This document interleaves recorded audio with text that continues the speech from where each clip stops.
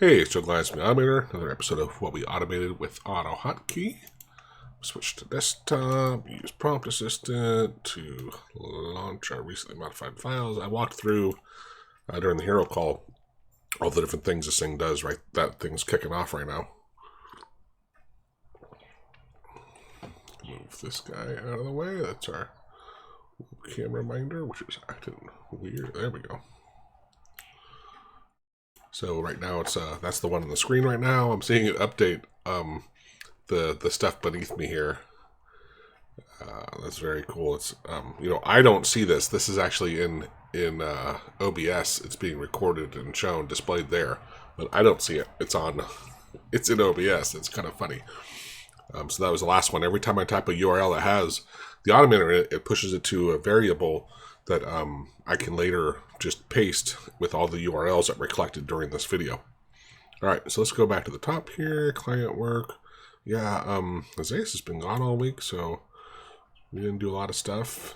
But I was really interesting. I was working on this email merge, and I was trying to create a simple tool for some of our clients to doing mail merges, and I realized, which we'll look at a little bit later here, our message master, which I use to send the newsletter, through that we send through mailgun, and not everyone's going to have mailgun, but we could switch it to use the now I'm blanking on the thing. It's an ODS.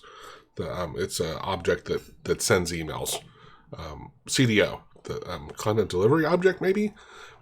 So we're adapting message master to use the CDO class, where you give it your SMTP server stuff, but that way people can just put in their SMTP mail info and it will send through their mail service.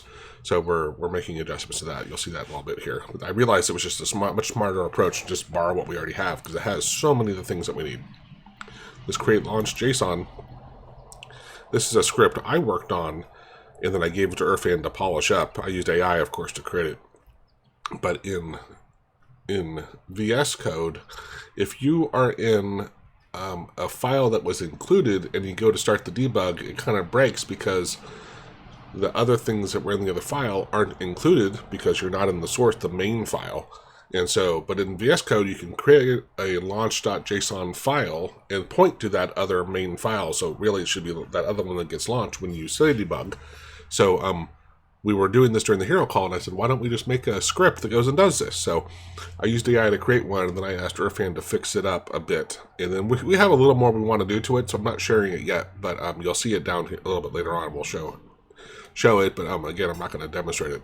But it's very close to being done. Our editor, we had a nice update. Irfan finally got some of the other things fixed. I'll pull up the editor here, and it's looking pretty darn good. There it is. All right. Let's see. Get Windows. I was actually testing this to get your Windows serial number, and I asked Connie, a hero member, to run it. He has a Windows 10 computer, so I ran it on mine, and it goes and pulls my serial number. And I'm not sure. I'll have to ask Isaias if this is how we're doing part of our licensing. It might be, but I haven't talked to him in a while.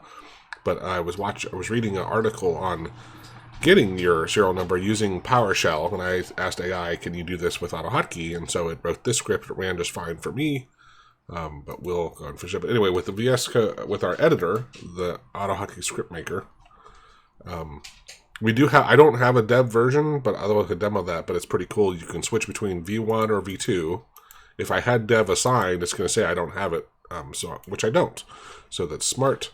And I can choose the bitness, or I can go under options and select my path, see how I don't have it defined here. So I have my V1 defined, both 32 and 64-bit, and V2, and then there's the dev versions.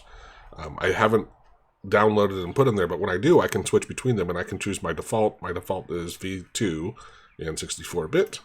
I also want to build in here to have it where maybe this gets bolded or something if there's a newer version available than the one that you're running. So somewhere in here, maybe we should put the version number and then tell you there's a new version of it. Now, obviously V1, that's usually not going to happen, right?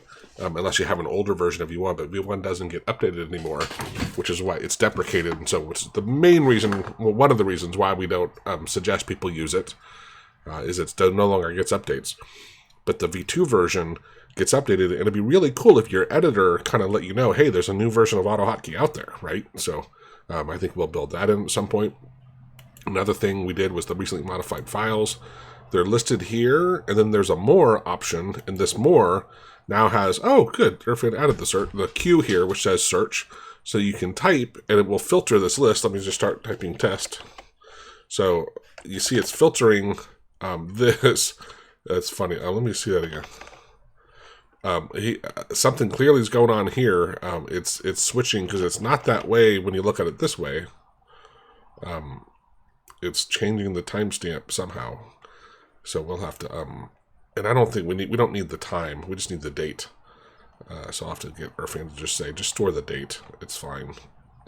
And, but we can also turn on fuzzy match. And now if I start typing like TST, it still is going to filter on. It doesn't filter as much because other things might be in that order or whatever, right? But if you don't remember exactly how it's spelled or something, you can use a fuzzy match. So that's pretty cool.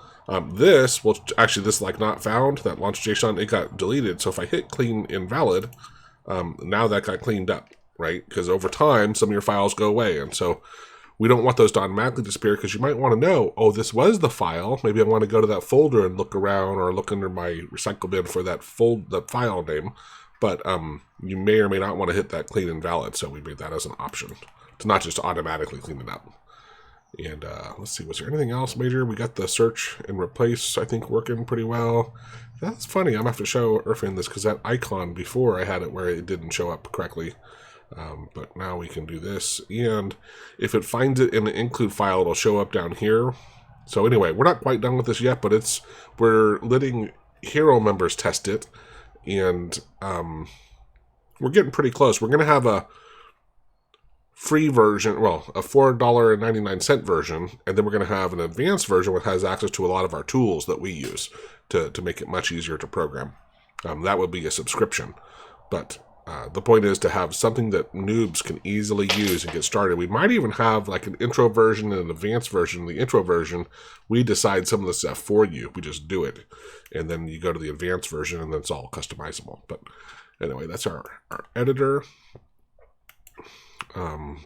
Test, I forget what, I guess this is just a test script that Irfan must have there.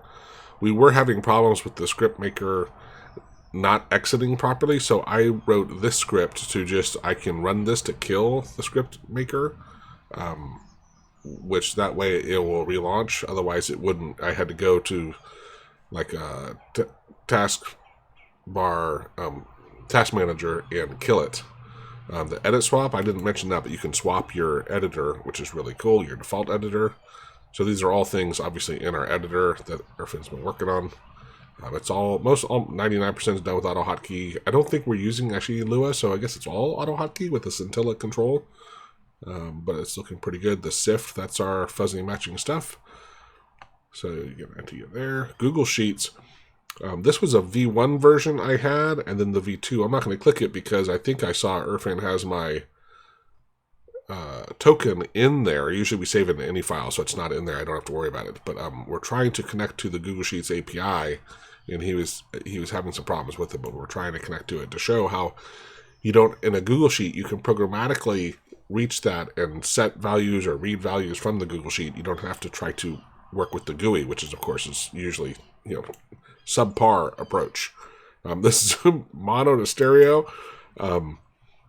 It's funny when we record videos with Zoom and I'll drag them into DaVinci Resolve. Zoom, I think they're probably trying to save you file size, so they record it as mono, but and things like VLC and players will play them when it's mono, it'll play them over both speakers for you, assuming you want really, I think, hey, we wanted to save space, so go ahead and put that on both. But DaVinci Resolve says, oh, that's actually a mono thing. I'm only going to play the left channel, and I'm only going to have the audio with the left channel. And it's really lame because it's sort of a pain to go convert it to say use the mono on both soundtracks, the left and the right. So I wrote a script to automatically swap it out. So you point to the video. I think I can just run Zoom. I don't remember which one. Oh, those are the old. So this one, I should be able to double click it. I just drag a video file here and it converts it really quickly. It it doesn't have to rewrite the video. It does. That's where it's really, you have to understand a lot about video files and stuff. They're often like in a container, and the audio tracks are separate from the video tracks. And I don't know if that's always the case, but at least on these that I'm doing, they are, because you can add that other audio track without re-rendering the entire video. So it doesn't, if it's an hour-long video, it can still just take a couple seconds to do that, which is really, really cool. Let me see here. We just finished uploading our hero calls of the weekend. Let me restore one of these. Now on the D drive, I'll have a file that's an hour long.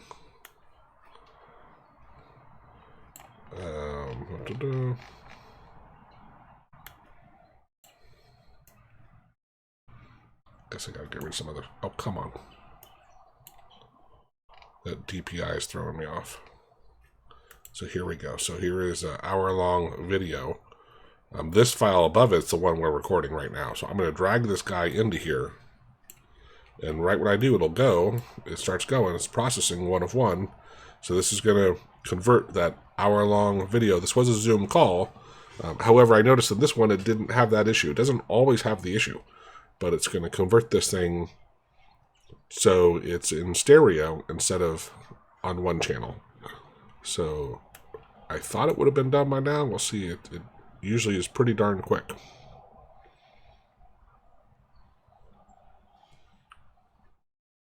But if you were to re-render a whole video, boy, it can take quite a while. An hour-long video. So it will create a new video right here. We can see it over here in stereo. So there's the hour one stereo. The file size, I gotta assume, will get... Oh, it is re-rendering it. It was just pretty fast. Well, it's getting there. 378, 303. So the time should be exactly the same. But I'd say that was a couple minutes. It doesn't affect the video quality though. Now it's done. So yeah, it's just a hair bit more, but it's the same length, and now this one would not have the issue. Definitely would not have the issue. So this will be a tool we'll be selling here at some point. But yeah, it's let me go ahead and get rid of both of those while I'm thinking about it. Oops, wrong button, but that's all right. I'll just close it. So yeah, that was when I worked. This sort find by length, I walked this one a while ago. We haven't shared this one yet, but it oh, that is weird. Oh no, I'm gonna have to go look and restore in Dropbox. Somehow that script got replaced by the that launching of the main file. So that's interesting. Here's the Message Master CDO version. Now this is a V1 script, so this is also why it's been kind of painful to work with. But I was telling Irfan it's a really complicated script, which is why we haven't converted it to V2. So that's what we're doing there with using CDO versus Message Master using mailgun. So I need to go update my scripts because this no, I use the executable. No, I can't remember. But I need to make sure that I can run that.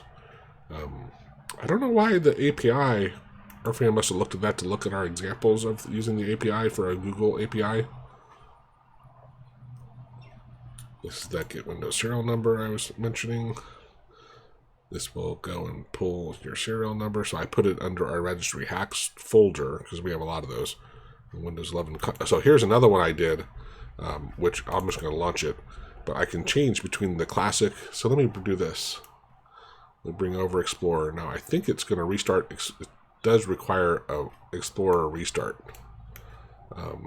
But on Windows 11, let me get out of the recycle bin just in case that's weird. So on Windows 11, and of course I don't have any AutoHotkey scripts right here. I'll go to one of my, here's my default things. So if I go to right click and I can say edit, right? But if I change, if I switch it to the new Windows 11, because currently it's the older one. So that's going to quit, restart.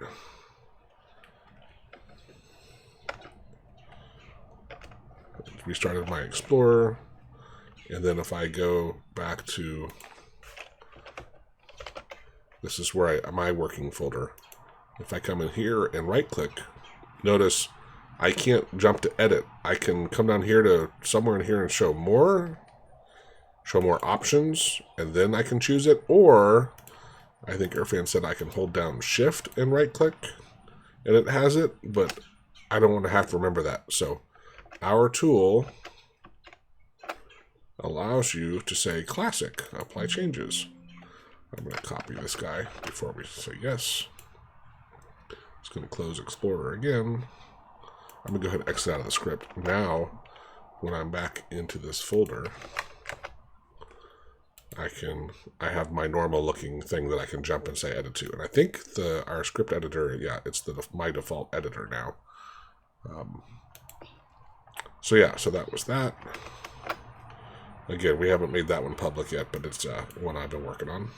And that's basically it. Again, not a crazy amount because Isaias has been gone all week, and Irfan's really focused on that editor. So this is like week 2 where all he's done is worked on that editor. So hope you guys understand when I say I'm going to sell it for $5 or more.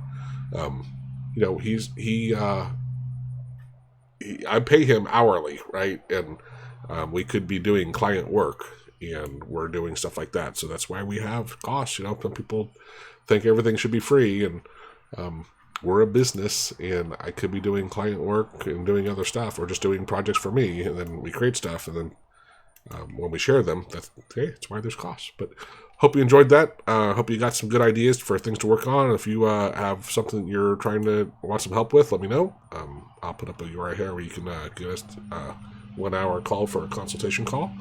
And thanks for watching. Have a great day. Bye.